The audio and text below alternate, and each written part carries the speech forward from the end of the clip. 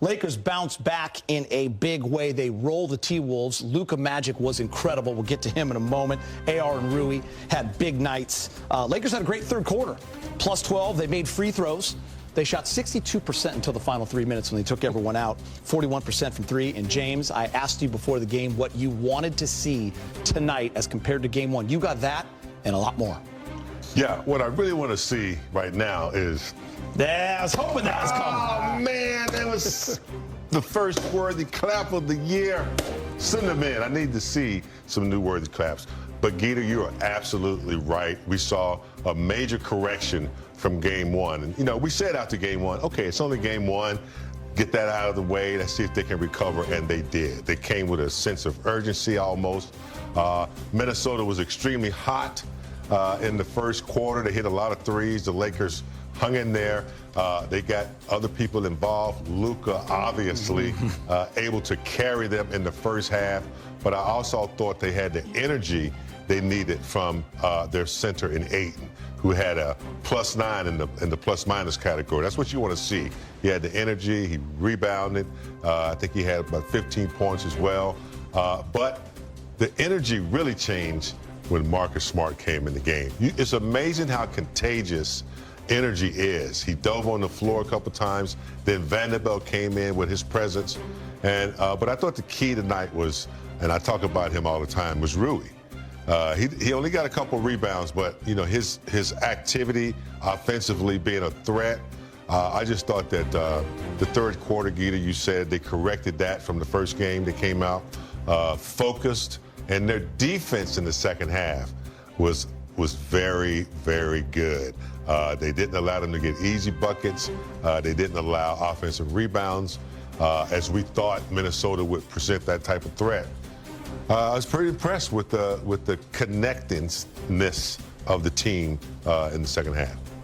Brez, hold your thoughts. A happy big game is good for the postgame show. DeAndre Ayton with Mike Trudell. Roll those shoulders. All right, DeAndre Ayton, you get your first victory as a Laker, and Minnesota took the lead early. You guys really had to use a lot of force to get back into it. What did it take tonight?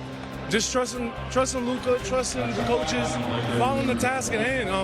Mainly coming in tonight, we wanted to just protect the paint, not give them easy ones. And you know, they made some tough shots, but we was making our shots as well. And we tried to get back on defense. It was killing us early in the transition, you know, getting the ball out early and getting down the floor. So we started to pick up on that end. You know, just made some adjustments quickly. And, you know, it was like a playoff game almost, you know, the amount of adjustments we did on the defensive end, you know, just to get back in the game.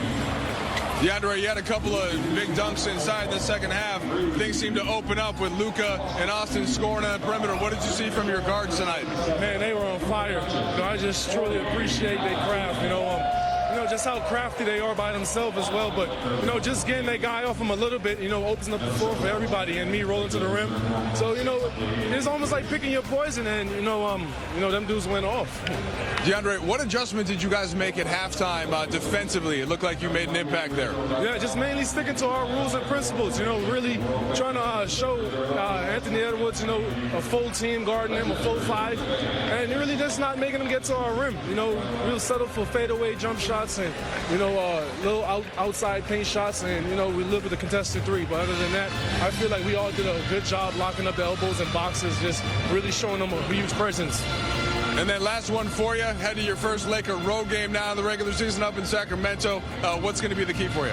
Mainly just staying consistent, being together and just playing defense, putting defense first to create our offense. Appreciate it, DeAndre. Thank you so much. All right. Happy for DeAndre Ayton, had a great game, but I want to start with Luka, guys. The most points ever scored through 2 games, through the first 2 games in Laker history, passing Jerry West, is Luka Doncic. She has 92 points, 23 rebounds, and 17 assists. You look at it right there.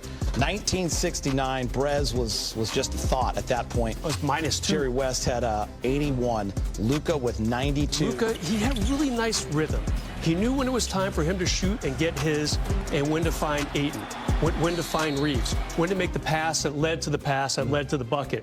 I feel like his orchestration of the entire game was just so much fun to watch. And he had a killer 3 over Jayden McDaniels in that fourth quarter that really made sure the game was out of reach. He's 3 assists shy of averaging a triple-double. He missed it by 1 in game 1 right. and 2 tonight. James, I think what's even more incredible is he did this on 23 shots. Yeah. efficient. Efficient and very smart in his selection of shots, not forcing the issue, taking advantage of mismatches. He played smart, he played wise. He didn't try to force the issue. He realized when he needed to get other people involved. He's just a mastermind when you have that kind of professor out there on the court. So I want to talk AR and Rui. The combination of 48 points on 19 of 28. AR was 25 and 11 and 7. But let's start with Rui, Brez, because we talked a lot about with LeBron James being out, he has to be consistently that number 3 guy. And Dwayne Wade, it was like he was in our studio the last few days. He talked about Rui only having 6 shots. You mentioned in the pregame show, all were from 3 in that first game. Different story tonight. He was aggressive. He had the volume. He got to his spots. He didn't settle. That's what we want from Rui. He was phenomenal tonight. Yeah, to continue James' metaphor, I think Rui was playing the saxophone out there tonight. Whenever, nicely, too. Whenever Luka was finding him. Rui, inside the arc tonight, so we're talking 2-point shots, 8 for 9. Really impressed by Rui tonight in the second game of the season. And still, with only 2 rebounds, he still gets a plus 11. I'm going to pay close attention to that this year, because sometimes you don't have to score or get a lot of numbers to still have an impact on the game. That means that he was going after them still, but he just wasn't getting them. So I just love the way he played his game tonight. I think he knew he had to be impactful, physical, and, you know, knock down a variety of shots to 3 to mid-range, and he done it well. James, last year ended abruptly to the Minnesota Timberwolves in 5 games. And we tipped our hat to the T-Wolves. They were more physical. They were better defensively. They attacked the Lakers. They were confident. The size. The Lakers tonight, even without Jackson Hayes as a backup big, going to Vando as the center, middle of that third. We talked about how Vando and Marcus Smart changed the game. It was a different story tonight. Now, it might be different the next time you play them, but for tonight, the Lakers beat them in all those little intangible areas. And, you know, my hat's off from learning from last year in the playoffs and remembering how to play them, you know, this year, knowing that they had size advantage, knowing they had Gobert dominate us, knowing they had Ant and, you know, some amazing scores. They just kept their think cap on the whole game.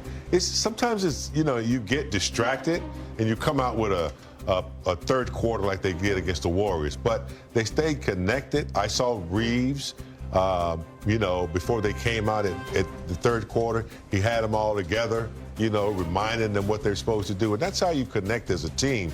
But their defense, Vanderbilt, you know, he's had experience playing even Jokic before. So he really aggravates big centers. So he came in, did his thing.